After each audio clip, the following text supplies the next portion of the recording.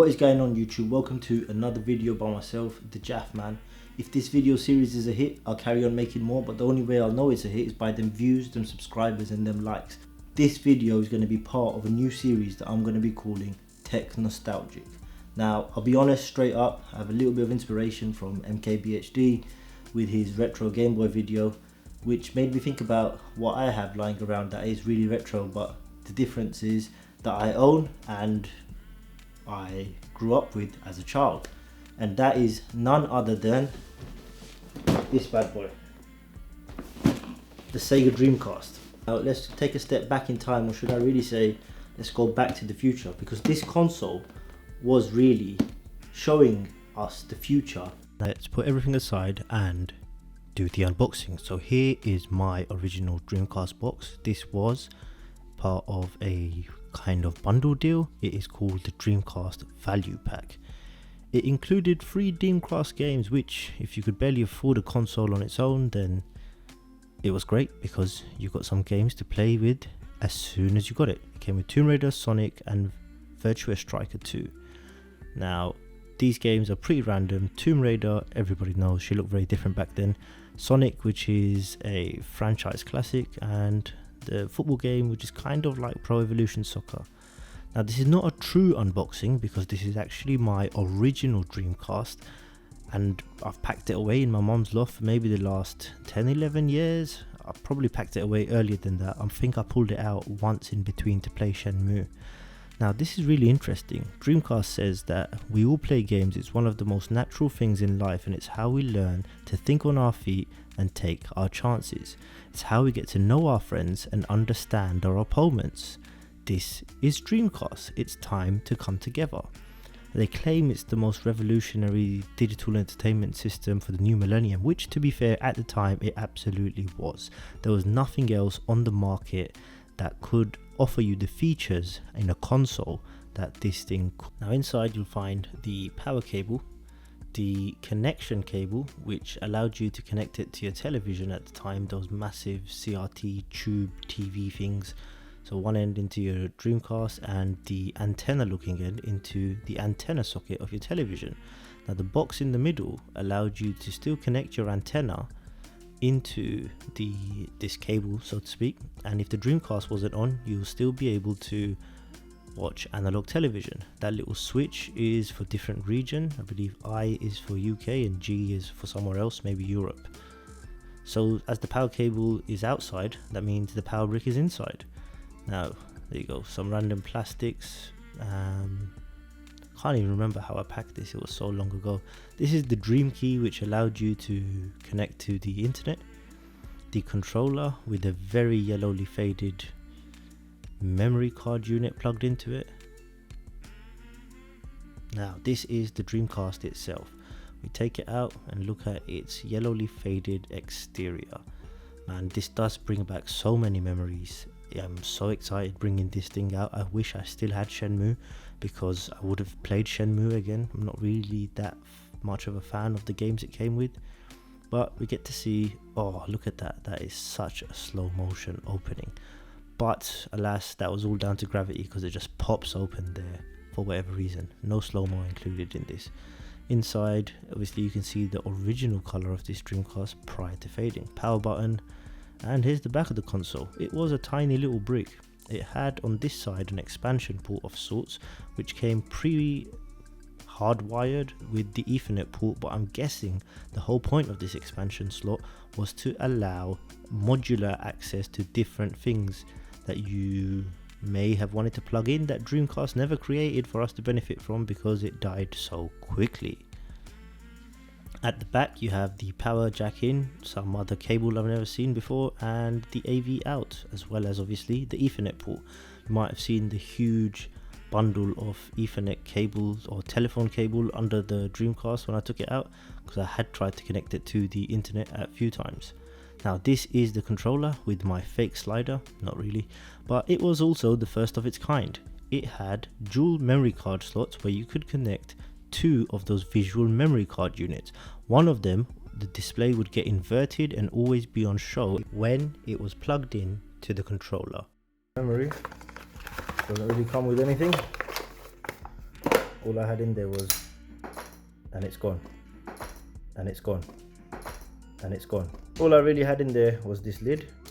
Just want to see if it actually works after all these years, because there's no power right now.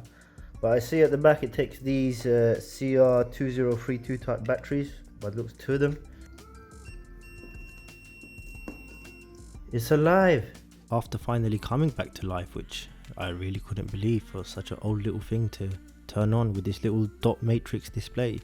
Set the date and time, which is always a waste of time, and all these things, but they're just going to get turned off. But we're so pre-programmed into entering information in this day and age that it's hard not to.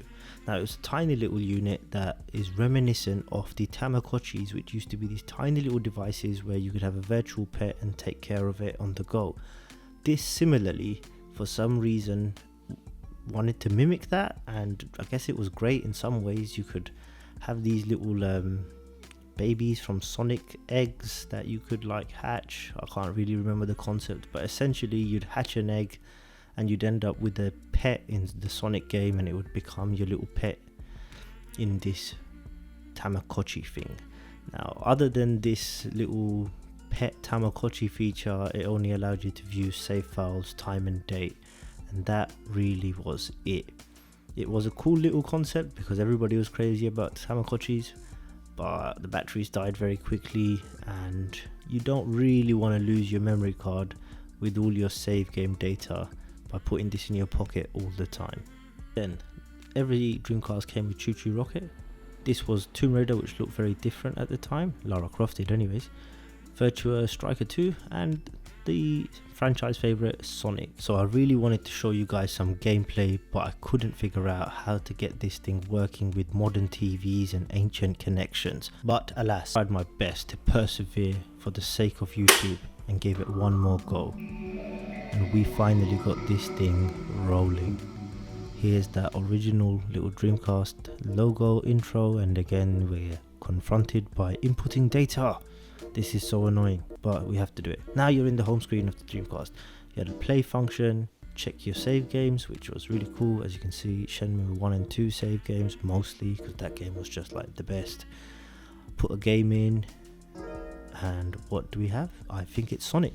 Sega! I don't even know if that was a thing or if I've just made that up in my head, but this was their little attempt at motion graphics or whatever it was. We're not really here to see gameplay, just a little hint, so I've just skipped past it as quick as I can, to be honest. One thing that was really surprising about this game for me, especially as I was going through the menu system, is that it had the ability to connect to the internet via the game. So you'll see that in a second. I'm just going through my save games, but essentially it lets you access the internet via a Sonic web browser, and the homepage was the Sonic homepage. I don't really understand what the memory card had to do with connecting to the internet. I can't really remember anymore, but you could either go to the Sonic Adventure homepage even, or write emails. If you were connected to the internet, the game had its own inbuilt email client. I don't know why, I don't know. I guess it doesn't make sense in the modern world, but I guess it was cool back then. Now we'll just fast forward hopefully and get to show you what it was like connecting to the internet, because you had to plug in the cable, and like all dial-up things, problems that the modern people or the modern kids don't know about, you had to wait a ton of time before you connected. Now that we're in game, you can see the graphics, not the best. I mean, if I had a HDMI recorder for my TV, then I could have showed you this a lot better, but it's not far off from what you're seeing on the screen. So you had a little bit of adventure free roaming mode, and then you had game stages, which is more like the traditional Sonic that we're used to. Run around different obstacles, chasing rings, and lassoing different jumps and acrobatics together, as is the way of the Sonic.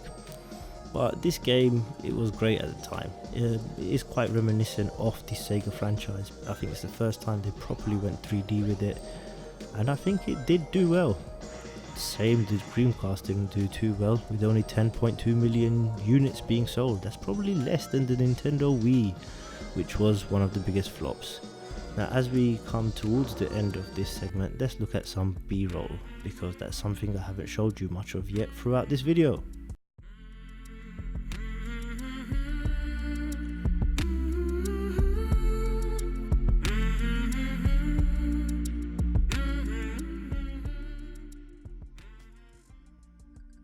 may have been one of the biggest console flops of the millennium, but in retrospect, it probably brought more to the future of gaming, and console gaming especially, more than any other console did ever before or after, because it was the first of its kind.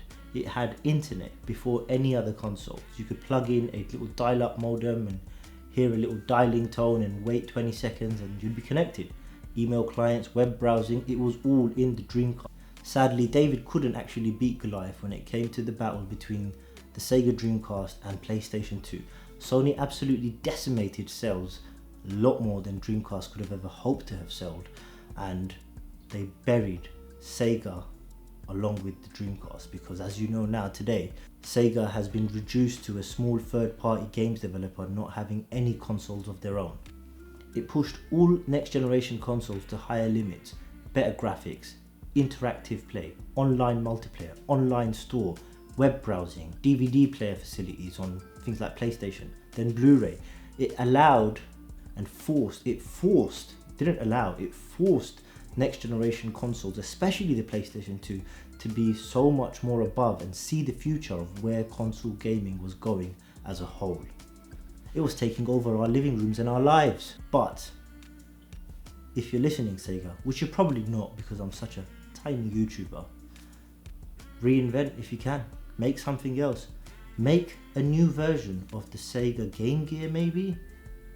Maybe that's an idea. Maybe that's what I'll review next if this video gets some heat. As ever, subscribe. It will tell me that you guys like this video and you want to see more of it. Give it a like. Follow me on Instagram, the link's down below. And I'll catch you guys in the next one.